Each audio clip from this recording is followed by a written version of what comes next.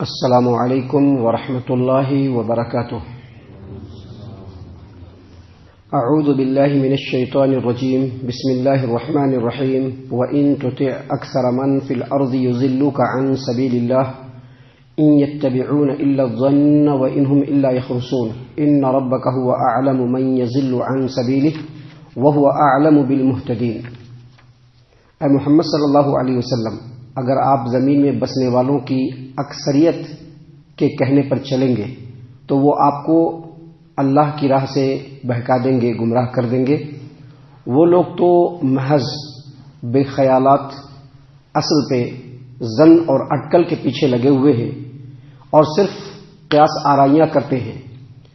یقیناً آپ کا رب خوب جانتا ہے کہ کون اس کی راہ سے بے راہ ہوتا ہے، بھٹکا ہوا ہے، اور اللہ تبارک و تعالی ہدایت پانے والوں کو بھی خوب جانتا ہے۔ محترم سامعین اکرام، سورۃ الانعام سورہ نمبر 6 اور اسی سورت سے ابھی آپ کے سامنے آیت نمبر 116 اور 117 یہ دو آیات تلاوت کی گئی، اور دونوں آیتوں کا ترجمہ بھی باذن اللہ آپ کی خدمت میں پیش کیا گیا۔ سامعین اکرام، آپ دنیا کی ہسٹری اٹھا کر کے دیکھ لیجئے، اور خود انسانوں نے اپنے آنکھوں سے ہر دور میں مشاہدہ بھی کیا ہے کہ انسانی سماج و معاشرے کے اندر ذہین، عقل مند اور با اصول لوگوں کی تعداد بہت کم ہوتی ہے، بہت تھوڑی۔ اکثریت جو سماج و معاشرے کے اندر لوگ ہوتے ہیں وہ نادان اور جاہل قوموں کے اوپر ہی مشتمل ہوتے ہیں۔ اکثریت آپ کسی بھی سماج و معاشرے کے اندر دیکھ لیجیے، اور اس قرآن کریم میں متعدد جگہوں پر جو بھیڑ ہوتی ہے، جس کو بھیڑ کہتے ہیں، بھیڑ، یہ بھیڑ ہے، یہ اکثریت جو سماج و معاشرے کے لوگ ہوتے ہیں ان کو جاہل، فاسق، نادان، مشرک، اس طرح کے الفاظ سے اللہ تبارک و تعالیٰ نے قرآن کریم میں ایسے لوگوں کو ڈیفینیٹ کیا ہے، ان لوگوں کے بارے میں وضاحت فرمائی ہے۔ سامعین کرام، سماج و معاشرے کی جو یہ اکثریت ہوتی ہے، جو بالکل نادان، بالکل جاہل، بالکل بے عقل، ان لوگوں کا کوئی اصول نہیں ہوتا ہے۔ یہ لوگ نہ تو کچھ جانتے ہیں اور نہ ہی علم کو حاصل کرنے کی کوشش بھی کرتے ہیں۔ آپ دیکھ لیجئے کہیں پر بھی، ابھی کبھی بھی لوگ ملیں گے تو کیا کہ اتنے سارے لوگ کر رہے ہیں نا۔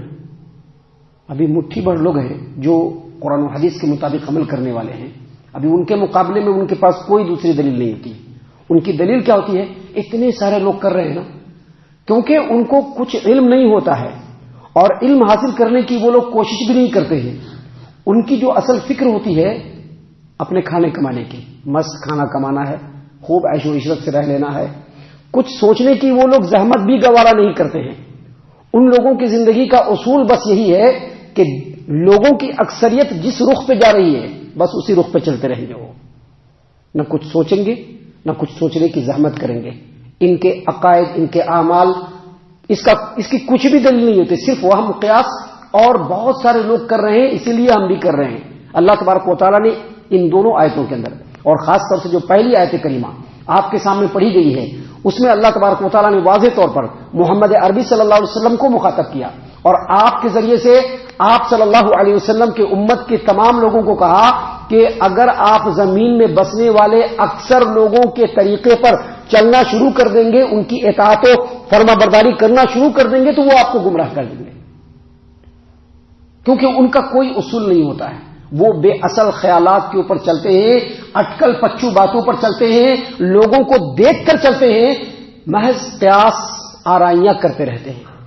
سامعین کرام، جو آیت کریمہ ہے، اس آیت کریمہ سے، اور یہ ہمارا مشاہدہ بھی ہے کہ دنیا میں حق کو ایکسپٹ کرنے والے اور حق کے راستے پر چلنے والے لوگ بہت کم ہوتے ہیں، بہت کم۔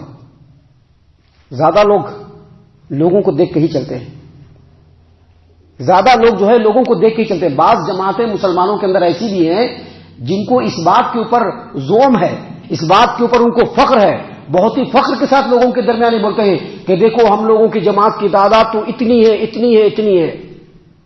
اللہ تبارک و تعالیٰ نے قرآن کریم میں سورہ یوسف میں محمد عربی صلی اللہ علیہ وسلم کو مخاطب کرتے ہوئے کہا، وَمَا أَكْثَرُ النَّاسِ وَلَوْ حَرَصْتَ بِمُؤْمِنِينَ۔ محمد صلی اللہ علیہ وسلم، آپ کی چاہت کے باوجود اکثر لوگ ایمان نہیں لائیں گے، آپ کی چاہت کے باوجود اکثر لوگ ایمان نہیں لائیں گے. کیوں؟ کیونکہ اللہ تبارک و تعالیٰ نے قرآن کریم میں بار بار مختلف جگہوں پر کہا. کیا کہا؟ قلیل من عبادی الشکور، میرے شکر گزار بندے بہت کم ہیں. قلیلا ما تؤمنون، تم میں بہت کم لوگ ایمان لاتے ہیں. قلیلا ما تذکرون، تم میں بہت کم لوگ نصیحت حاصل کرتے ہیں. اگر اللہ تبارک و تعالیٰ نے ہم لوگوں کو حق کا راستہ دکھلایا ہے، ہم لوگوں نے قرآن و حدیث کی اتباع کو اپنی زندگی کا منہج اور طریقہ قرار دیا ہے، تو یقیناً یہ اللہ کا بہت بڑا رحم ہمارے اوپر ہے. اور ہم لوگوں کی زندگی کا یہی منہج ہونا چاہیے، ہماری زندگی کا یہی فکر ہونا چاہیے کہ بہت سارے لوگ جو کر رہے ہیں اس کو ہم نہیں دیکھیں گے. ہمارا کام کیا ہونا چاہیے؟ اللہ تبارک و تعالیٰ کے کلام کی اتباع، محمد صلی اللہ علیہ وسلم کے طریقے کی اتباع. کیونکہ حق پر چلنے والوں کی تعداد ہمیشہ کم ہوتی ہے. یاد رکھیے، کسی کے سچے ہونے کا، کسی کے غلط ہونے کا معیار ان کی تعداد نہیں ہو سکتی ہے. کہ زیادہ تعداد میں لوگ ہیں تو وہ سچے ہیں، اور کم تعداد میں لوگ ہیں تو وہ سچے نہیں ہے، یہ معیار نہیں ہے. بلکہ معیار اصل میں کیا ہے؟ دلائل، براہین. اور وہ دلائل اور براہین کیا ہے؟ یہ قرآن کریم کی آیات ہیں، نبی صلی اللہ علیہ وسلم کی حدیث ہے. ابھی کوئی ہمارے سامنے آتا ہے اور یہ کہتا ہے کہ ایسا ایسا مسئلہ ہے، دیکھیے بہت سارے مسجدوں میں ایسے ایسے ہو رہا ہے. میرا ان سے صرف ایک ہی کہنا ہے کہ جو عمل آپ کر رہے ہیں اس پر ایک دلیل لا کر کے دیجئے. قرآن سے لا کر کے دیجئے یا نبی کے فرمان سے لا کے دیجئے. دوسروں کا دین تو نہیں ہے نا، دین تو اللہ کا ہے. دین تو محمد صلی اللہ علیہ وسلم لے کر کے آئے. کوئی صحابی تو دین لے کر کے نہیں آئے، صحابی نے تو اللہ کے رسول کی باتوں کو لوگوں تک پہنچایا. کوئی تابعی تو دین لے کر کے نہیں آئے، کوئی امام تو دین لے کر کے نہیں آئے. دین کن کا ہے؟ اللہ تبارک و تعالیٰ کا. اور دین لے کر کے آنے والے کون ہیں؟ کن پر دین نازل ہوا؟ محمد صلی اللہ علیہ وسلم پر. تو ہم یہی کہتے ہیں کہ آپ ان مسجدوں کی بات چھوڑ دیجئے، ان مسجدوں کا تذکرہ چھوڑ دیجئے. ان مسجدوں کے اندر جو عمل ہو رہا ہے اس عمل کے اوپر صرف ایک دلیل لا کر کے دیجئے.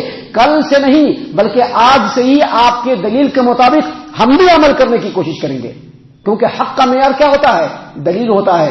کسی کی اکثریت نہیں ہے، کسی کی تعداد نہیں ہے. اگر آپ تعداد کی بات کریں گے اور کہیں گے کہ ہماری جماعت کے اندر اتنے تعداد میں لوگ ہیں، تو ہم آپ کو یہ کہیں گے کہ عیسائیوں کی تعداد بھی بہت زیادہ ہے. دنیا میں سب سے زیادہ تعداد کن کی ہے؟ عیسائیوں کی ہے. تو کیا ہم ان کی پیروی کرنا شروع کر دیں؟ نہیں. اللہ تبارک و تعالیٰ نے اس آیت کریمہ کے ذریعے سے اللہ کے رسول صلی اللہ علیہ وسلم کو اور مسلمانوں کو یہ حکم دیا ہے کہ آپ کو اکثر لوگوں کی پیروی نہیں کرنی ہے، لوگوں کے بھیڑ کی پیروی نہیں کرنی ہے، اکثریت کے پیچھے نہیں بھاگنا ہے، بلکہ حق کا جو ایک رستہ ہے جو اللہ تبارک و تعالیٰ نے سیدنا آدم علیہ السلام سے لے کر کے محمد عربی صلی اللہ علیہ وسلم تک تمام نبیوں کو جس رستے پر چلنے کی تاکید کی ہے، اسی رستے پر اللہ کے رسول صلی اللہ علیہ وسلم آپ کو بھی چلنا ہے اور آپ کے امت کے لوگوں کو بھی چلنا ہے.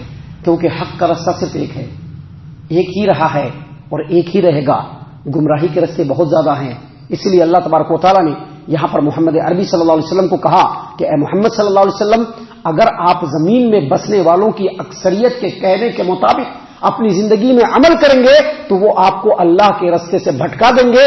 کیونکہ ان کا کوئی اصول نہیں ہوتا ہے، ان کا کوئی قاعدہ نہیں ہوتا ہے. وہ صرف لوگوں کو دیکھ کر کے کام کرتے ہیں، وہ صرف لوگوں کے بتائے ہوئے طریقے کے مطابق چلتے ہیں. وہ جیسا لوگوں کو کرتے ہوئے دیکھتے ہیں ویسا ہی کرتے ہیں، اور یہ حق نہیں ہو سکتا ہے.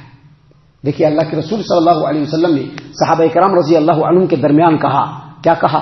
میری امت کے اندر 73 فرقے ہوں گے.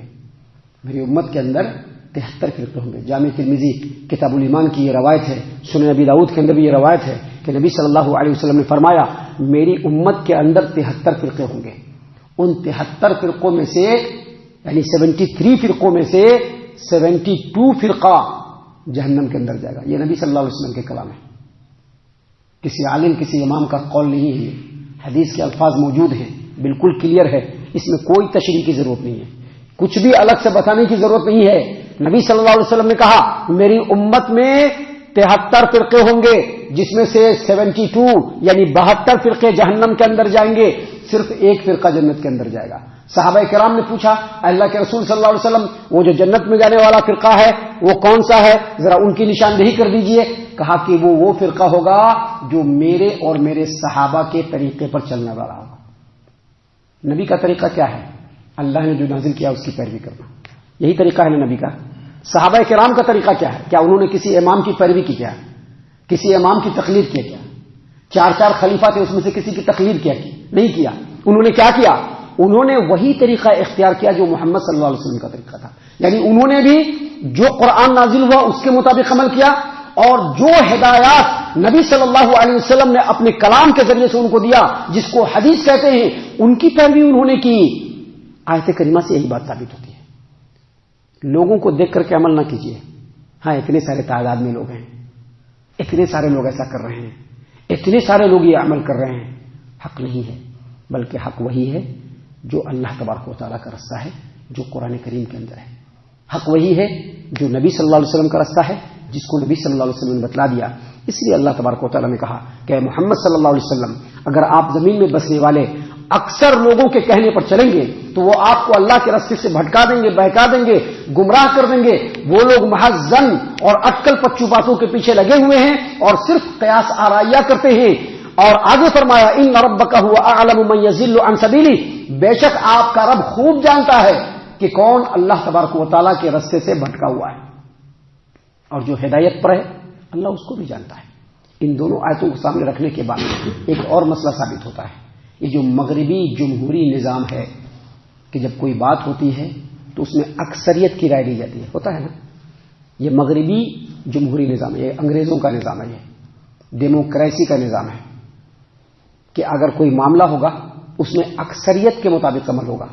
یعنی اکثر لوگ جس کے حق میں ووٹ دیں گے وہ جیتے گا، اکثر لوگ جو رائے دیں گے اس کی رائے کو لیا جائے گا. اس آیت کریمہ کی روشنی سے یہ جو اصول ہے بالکل غلط ہے، کیونکہ انسان میں عقل اور علم کے اعتبار سے مختلف ہوتے ہیں لوگ. انسانوں میں عالم لوگ بھی ہوتے ہیں، جو عالم ہوتے ہیں ان کی رائے، ان کے مقابلے میں جو ایک عام آدمی ہوتی ہے ان کی رائے، دونوں میں بہت فرق ہوتا ہے. لہذا کبھی بھی کسی بھی رائے کو اگر وہ قرآن و حدیث کے مطابق ہے اس پر عمل کیا جائے گا، جو رائے قرآن و حدیث کے مطابق نہیں ہے اس پر عمل نہیں کیا جائے گا. اکثریت کی رائے کو حق کا معیار قرار دے کر اس کو عمل کی بنیاد بنانا ان دونوں آیتوں کی روشنی میں بالکل ہی بے بنیاد بات ہے، جو اللہ تبارک و تعالیٰ نے ان آیتوں کے ذریعے سے اس کی تردید فرمائی اور کہا کہ اگر آپ زمین میں بسنے والے اکثر لوگوں کے کہنے کے پیچھے چلیں گے تو یقینی طور پر آپ گمراہ ہو جائیں گے. اللہ تعالیٰ سے دعا ہے کہ اللہ تعالیٰ ہم تمام کو حق کے راستے کی اتباع کرنے کی توفیق عنایت فرمائے. ان تمام باتوں کے اوپر اللہ تبارک و تعالیٰ ہم تمام کو غور و فکر اور تدبر کرنے کے ساتھ ساتھ ان باتوں کے اوپر عمل کرنے کی بھی توفیق عنایت فرمائے. آمین.